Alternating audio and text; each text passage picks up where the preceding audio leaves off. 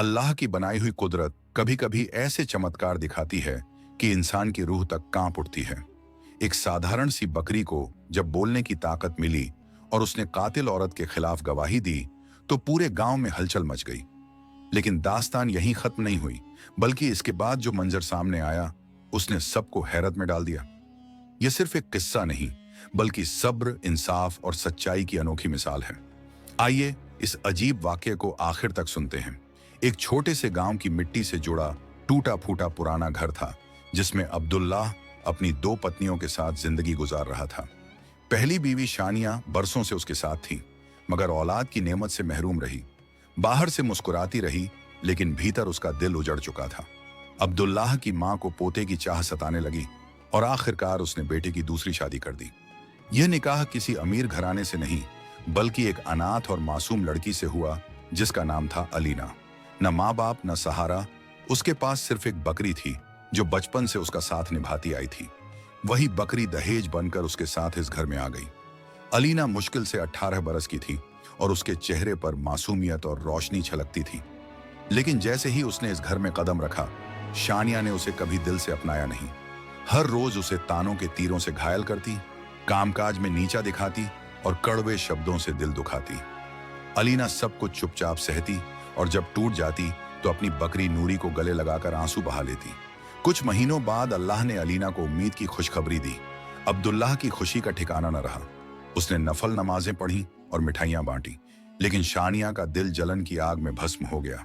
नफरत उसकी रगों में उतर चुकी थी। और जब 9 महीने पूरे हुए, अल्लाह ने अब्दुल्लाह और अलीना को एक प्यारी सी बेटी अता की, जिसका नाम रखा गया अनाया। इस बच्ची के आने से घर में रोशनी फैल गई। अब्दुल्लाह की मोहब्बत बेटी के लिए हद से आगे निकल गई और यही देखकर शानिया का दिल और जल उठा। एक रात जब अब्दुल्लाह किसी काम से शहर गया हुआ था, शानिया ने एक खौफनाक इरादा कर लिया। आधी रात को दबे कदम अलीना के कमरे में पहुंची। वहां अलीना अपनी बेटी के साथ सो रही थी।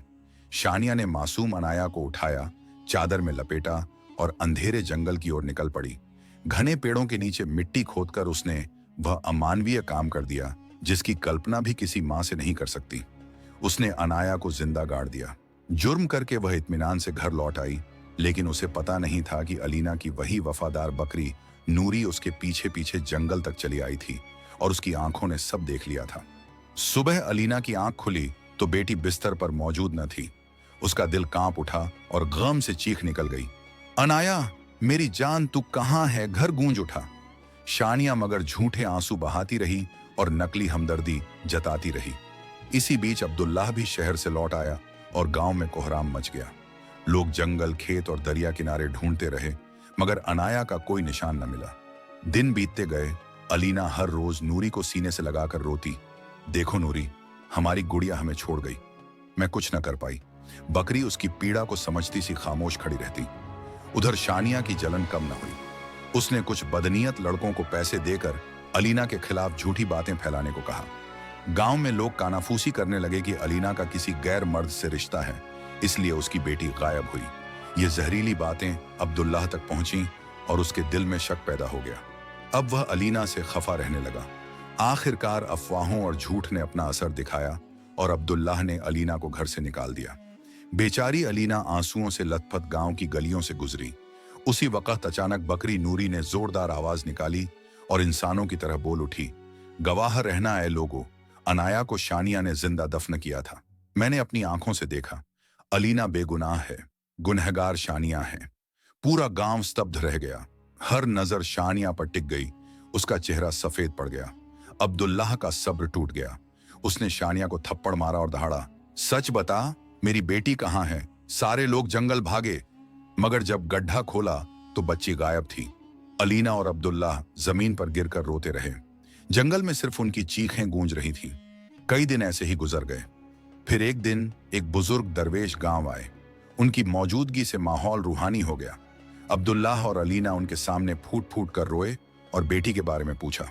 बुजुर्ग ने आंखें बंद करके कहा, तुम्हारी बेटी जिंदा है और इसी जंगल में अल्लाह की हिफाजत में है, मगर वह तुम्हें अब से 10 बरस बाद मिलेगी, जब वह 12 साल की होगी। याद रखना, यही दरख्त, यही जगह। अलीना और अब्दुल्लाह ने अल्लाह के फैसले को कबूल कर लिया।